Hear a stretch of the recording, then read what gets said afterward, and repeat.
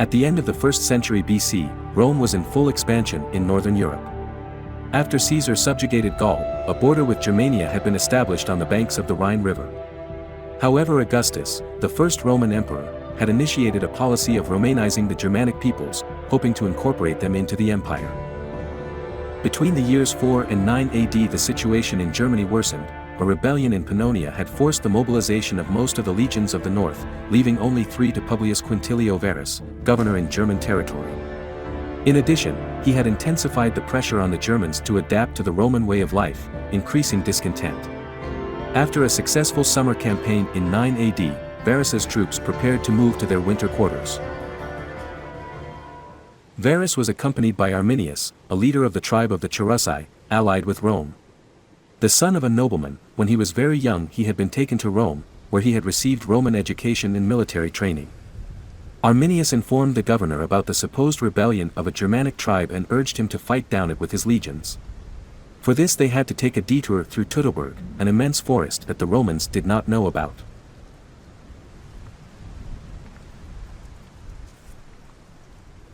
Trusting him, Varus took with him 3 legions, cavalry, and their complement of auxiliary troops, totaling some 15,000 fighting men. In addition, several thousand more among slaves in the service of soldiers and officers and the civilians who traveled with them. Without sending scouts ahead, on September 9th, the army slowly advanced along a tortuous path that crossed the forest, full of obstacles, having to cut down trees on numerous occasions to break through.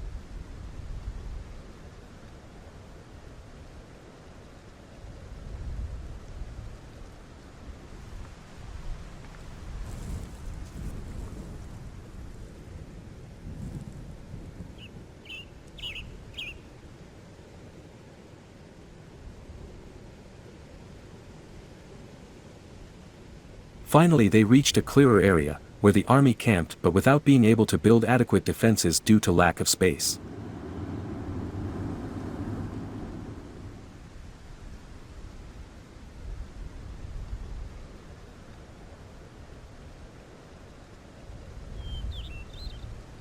Arminius offered to go ahead with the auxiliary cavalry to scout the road and keep it open if necessary.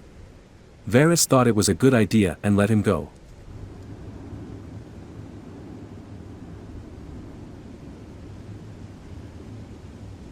However, Arminius had prepared a trap together with other Germanic warlords to destroy the Roman army in Teutoburg, and what he did was meet with the ambushed troops.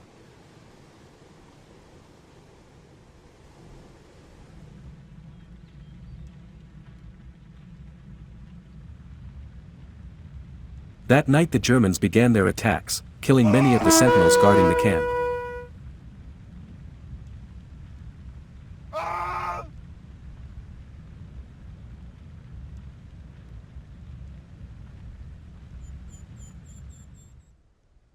The next morning the army resumed its march under a sky filled with black clouds.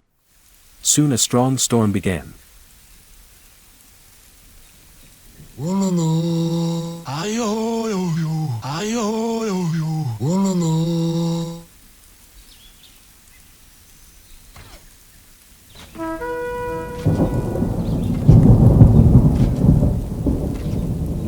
With barely any visibility, knee-deep in mud, and surrounded by impenetrable forests, they made their way up the narrow trail.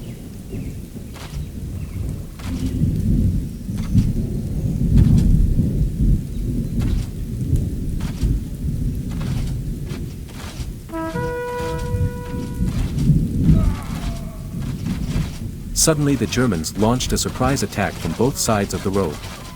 These moved between the trees, attacking and withdrawing without the Romans being able to almost respond.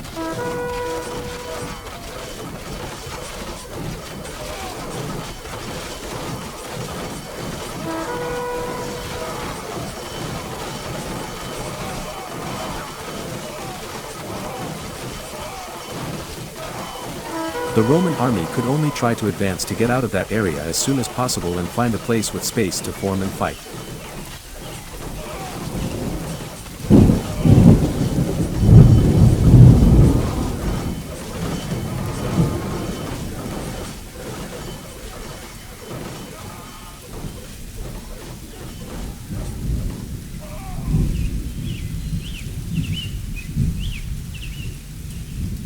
After coming to a fork, they followed the road in a southwesterly direction around a high hill called Cockeries.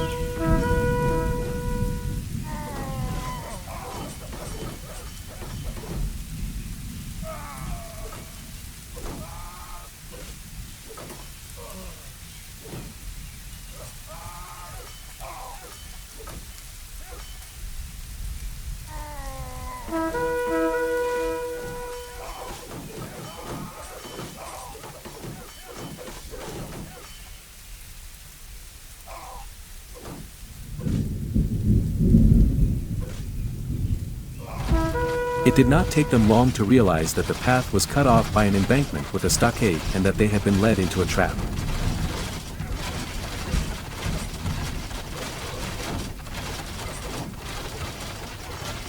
Hundreds of spears and arrows left the slopes of the hill, where thousands of Germans were stationed.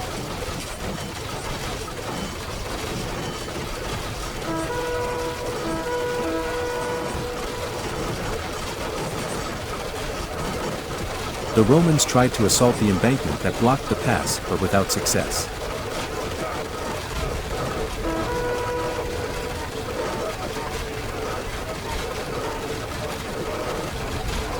The Germans rushed down the hill to attack the Romans, who could barely form in so little space.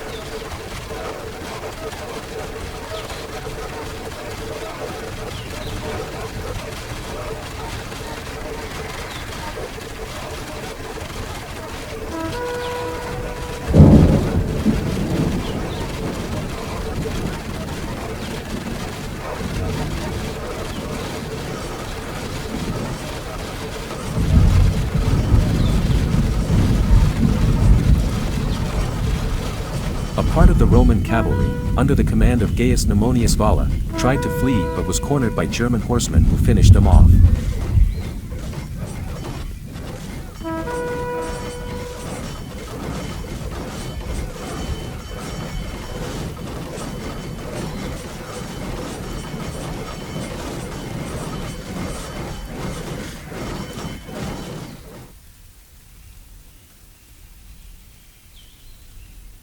Some Roman soldiers also tried to flee to the north, but there were more Germans there and a large swampy area.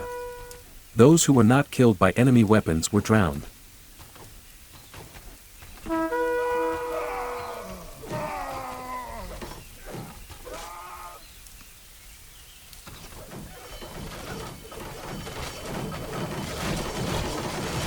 The rest of the army, together with Varus, managed to reach the top of a small hill in a clearing in the forest.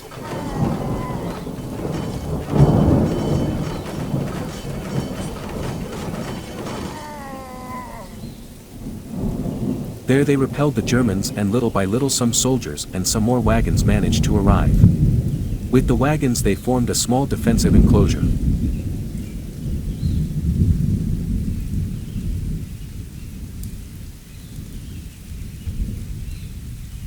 That night the Germans did not attack, knowing that the Romans had no chance of escape.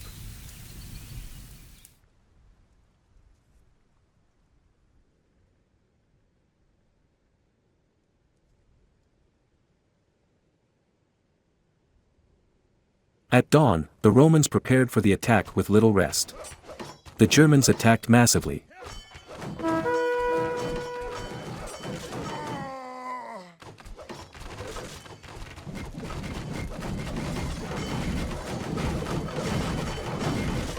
Varus and other officers who had not yet died committed suicide so as not to fall alive into the hands of the enemy and be tortured.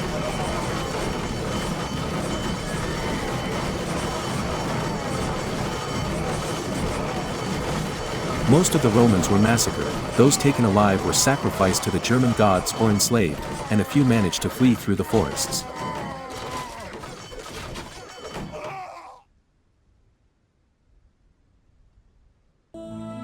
The victory against one of the most feared armies in the world filled Arminius and the Germans with confidence, who, determined to completely expel their enemies, launched the attack on all the Roman positions east of the Rhine. The garrisons and camps, as well as some cities, were completely destroyed. The Roman defeat was decisive. Despite the subsequent punitive campaigns by Tiberius and Germanicus, they ended up giving up any attempt to conquer the territories east of the Rhine, setting the border between the empire and the so-called barbarians on the river for 400 years.